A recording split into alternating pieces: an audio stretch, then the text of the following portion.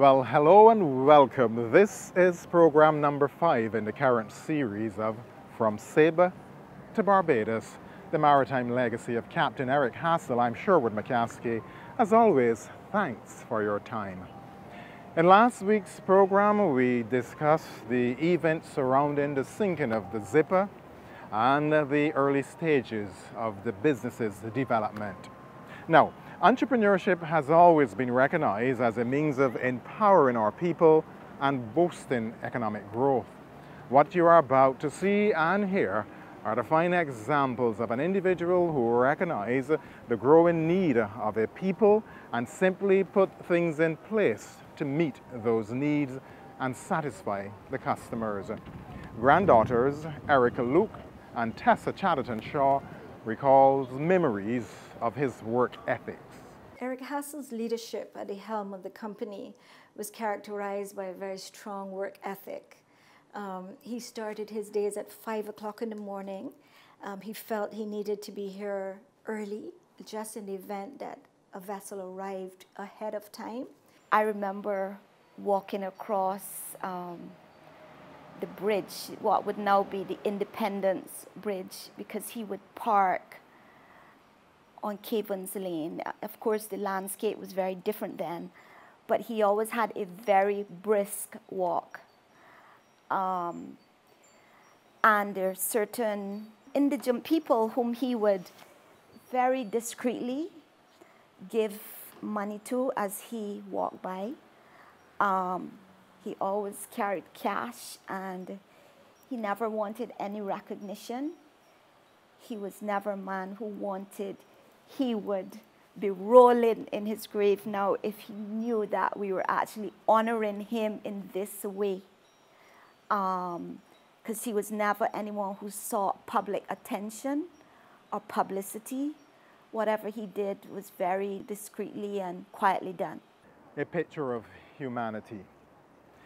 I'm sure that quite a lot could be gleaned from what he did, always giving, always sharing, and always looking out for the interests of others. All those who came into contact with him perhaps would never forget his signature greeting, peace. Why did he use that greeting term, peace, Jeffrey? You know, he said it covers a multitude of sins. Now, you would come in here and you would come through the door. Daddy's sitting down there. He said, Captain Hassell. He said, peace. Me going to sleep at night. Mom, I going in. Peace. I going in the morning, right? Like I said, peace. He also said it covered a multitude of sins. It means good morning. It means good evening. It means how are you. It means I am in a bad mood. So he said peace covered everything. I never asked him because it seemed to have followed from his manner. He always, when he called me, for example, he would always call very early in the morning, just about 6 o'clock. He would be, along with Leo Leacock, who was another of the few black businessmen in town. So he would call me most mornings when he called at 6 o'clock. He would already be in town. Sometimes he would mention that he's already spoken to his friend Leo, and he would call me about a matter, and the conversation scarcely ever went beyond two or 3 minutes. And he would begin, when the phone rang and I answer, Johnny Cheltenham here, good morning, peace. That is how he announced that he's on the other end, peace. Want to see you. 11 o'clock would do that, be there, peace. That is how he expressed himself, with great brevity. Well, Mr. Hassell was not a man who walked around with all the words in the world. He was, in my view, a person of few words. Not because he didn't have words, but because I did not find him to be a loquacious, cantankerous, obstreperous. None of those words I would associate in that family or with Eric Hassell. If you ask him about something that was not on the agenda, he would tell you, but he was never a man to be into a long discussion on any matter, man of few words. You reasoned with him, you showed him where you were, he put his position. If we didn't reach agreement, then we looked for second positions, alternative positions. And I remember more than ever that that was the nature that came through at meetings where he was involved. And it is still one that I think those of the older school of dock workers who will remember him, those are what they would remember of Eric Hassell. The sort of memory you would have of him is having the shortwave radio in the office and hear him talking to the captains.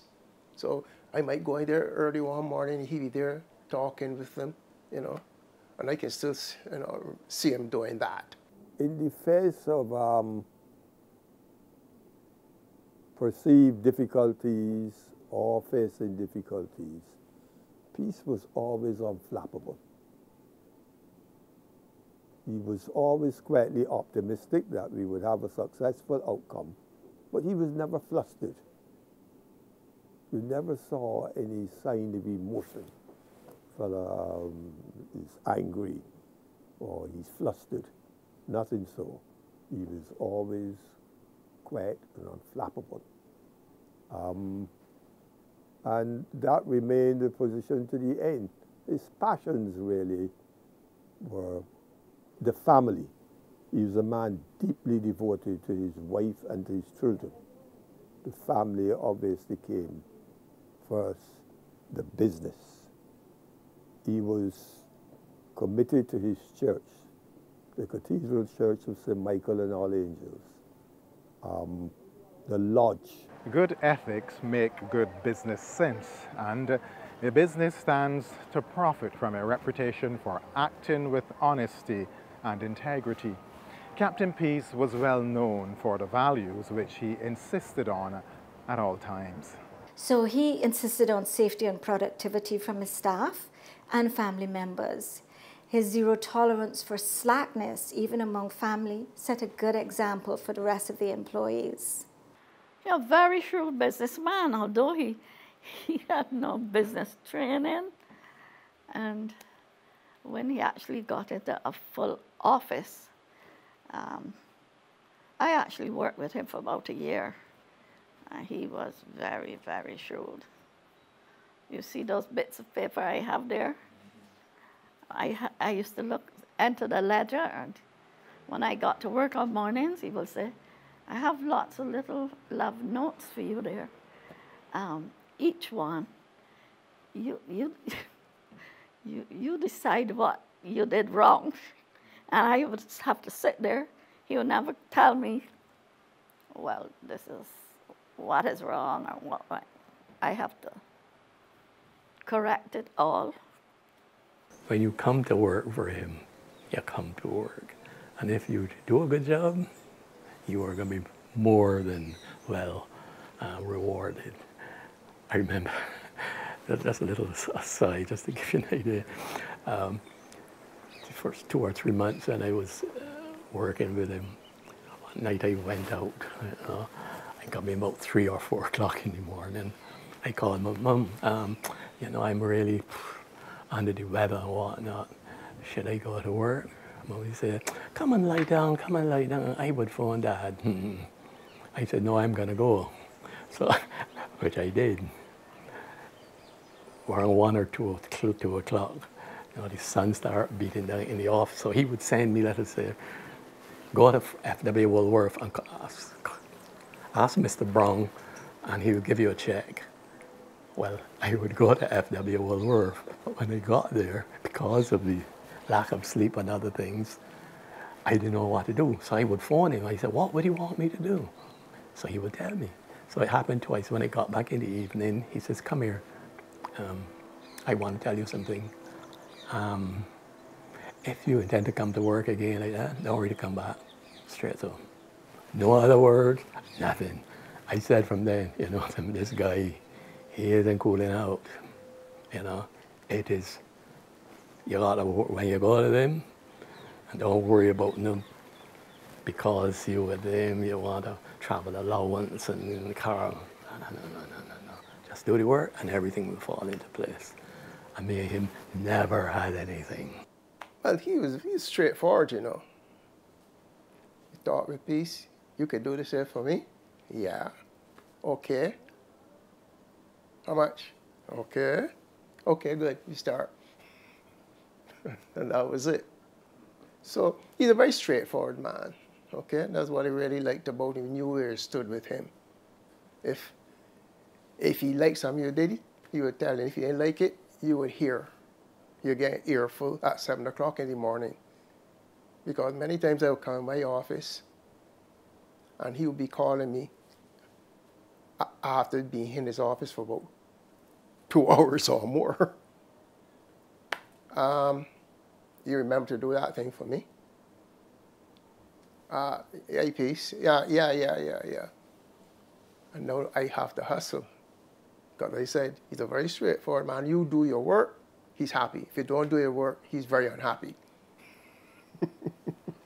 I worked at Eric Hassell and Son as a young girl during the summer vacations, and he gave no quarter to family members. If I had to be at work for 8:30, that applied to me as well. Whatever staff, whatever rules and regulations pertain to staff also pertain to family members. No special favors are granted. If it was 1 hour for lunch, that was it for me as well. Another characteristic of his leadership was his aversion to debt.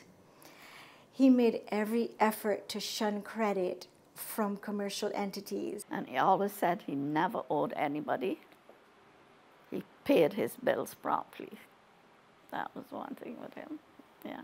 He had this virtual hatred of owing people money.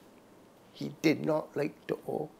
If you sent him a bill, Pete had no accounts payable.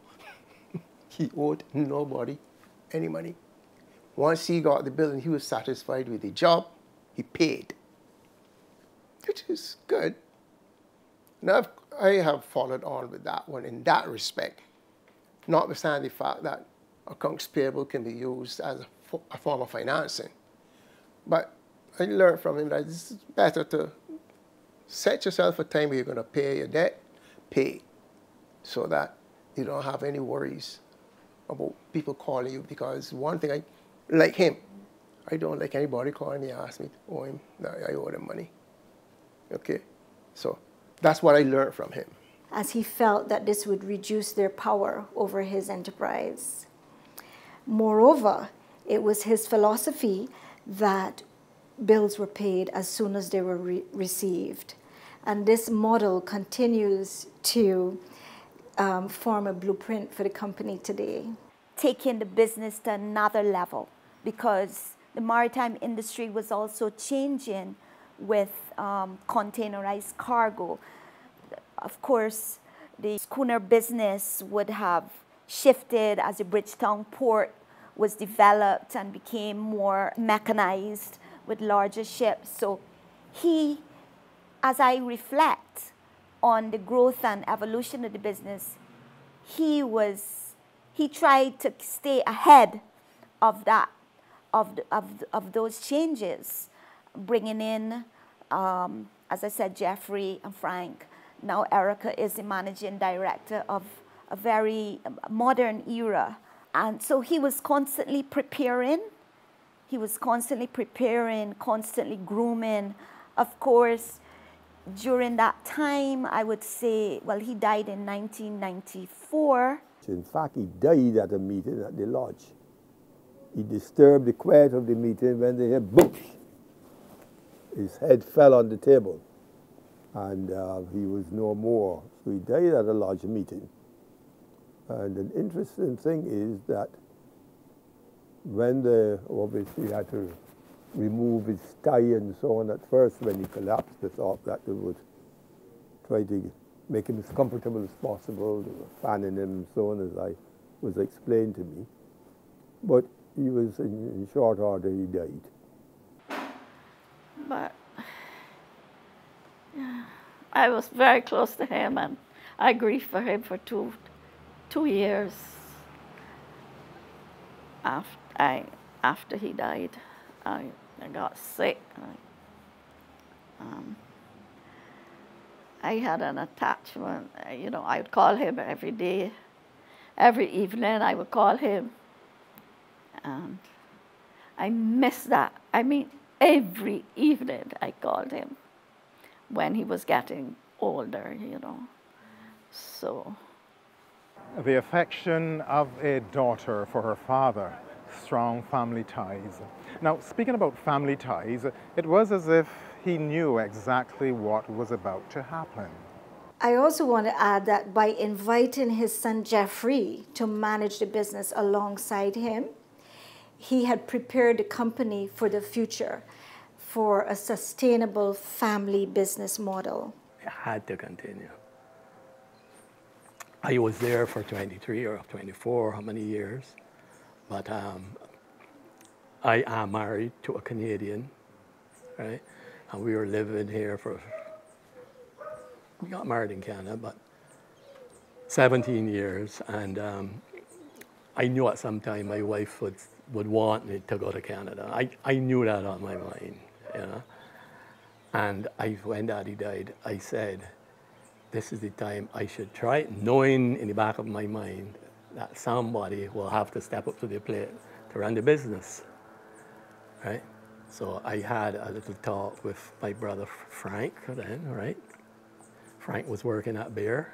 So I says, Frank, I have to go to Canada. If I do not go now, I know, and I get really back into Eric Hassell and Son, I will not be able to leave. So Frank came and was running the business. Frank retired, and one of my nieces now, Erica, she is running the business. And she worked with us previously as well. When we made the change from the Carinas to the Deepwater Harbour, we had her working as a sales representative in the country then, and she did quite a lot for us. So Erica now, she has been running the business. Frank retired when he was 60, like I'm 65 or whatever it is. And Erica has been running the business for the last 22, 23, 24, 25 years. And the business has grown. And one of my nephews is there as well, Mark Hassell. Mark is her assistant. Right, so there is, it got to continue. His leadership and his work ethic, his generosity, ensured that he left an indelible mark on his family, his company, and the shipping community. Today, we apply those core values, which include honesty, integrity, teamwork, mutual respect, among others. These are the hallmarks of the service excellence of the company. I also want to add that our family spirit among the team, I believe, is a key to our success. Our staff really give their heart and souls to the business every day. And it is this spirit and this approach that helps to move the company ahead as we grow together. Being true to yourself takes courage. It requires you to be introspective, sincere, open-minded, and fair. It means that you will not let others define you or make decisions for you that you should ordinarily make for yourself. Walking in and being confronted with a room full of men, for me it was more about I need to learn and soak up as much knowledge as I can about the industry. I think the challenges with men came later on when you're negotiating and you get sort of very paternalistic little comments like, oh, lady, I'll get back to you later, or, you know. It's clear when, as a woman in business, a man is not taking you seriously, or when they decide, well, we're going to only talk business at the bar. because we know that she may not want to hang around at the bar. So some of these challenges I've had, and sometimes I go to the bar and I'll stay at the bar, but it all depends on exactly what is happening at that time, you know. But it can be very, very intimidating, and there's still very much an old boys club. Even in our little shipping community here, there's an old boys club that is very hard to break through. And if I, as a woman, question things that the others will allow to slide, then I will be castigated. And I have been.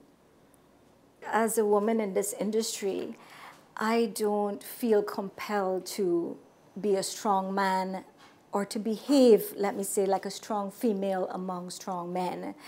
I prefer to be true to myself and to be true to my personal values and the company's values. So I don't feel I have anything to prove because I am a female in this very male paternalistic industry. Having said that, there have been some men who have mentored me along the way. I remember one of my first recollections, first Caribbean Shipping Association meeting in 1992, having been mentored by someone who would have been my grandfather's age then, and actually took me around and introduced me to all the key players. So there have been those who have been supportive. And I would also like to think that in my role, I will help to mentor other females, be given the opportunity to mentor other females. It is accepted that creating role models and mentors are key for female entrepreneurship. What about the future of the business? Hassell & Son Limited must diversify in order to stay relevant. You know, we live in a changing environment, and so we have to continue looking at ways in which we can add value for our customers. In terms of the industry, we are operating in a very, very dynamic industry where ships are becoming larger and larger. And this poses significant challenges for small ports like ours, which do not have the infrastructure in place or the port facilities to handle these large ships. One of the reasons why the ships are becoming larger and larger are due to the erosion of freight rates and the increase in the cost of fuel, as well as the emissions, the CO2 emissions, which are all costs to the shipping lines. Therefore, in order to achieve economies of scale, they're building larger and larger ships. The problem for small ports in our region is that these larger ships cannot call at our ports. So we then have to depend on smaller feeder ships. And those smaller ships are fewer and fewer in supply. This challenge then adds to the final cost for us as an importer or as a consumer. So we have to continue to rely on these feeder services. And the other impact is that, you know, this is purely an issue of supply and demand. It's purely driven by supply and demand. So the more the economy grows, then the more we will need the relevant size ships to serve.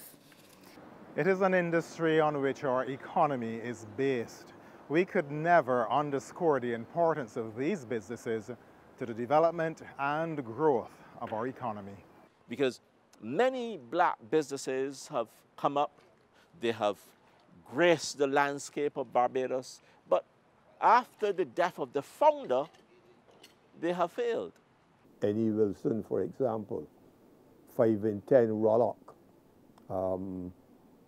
Cammy Tudor's father, he had at one point, he was the biggest provision merchant in town.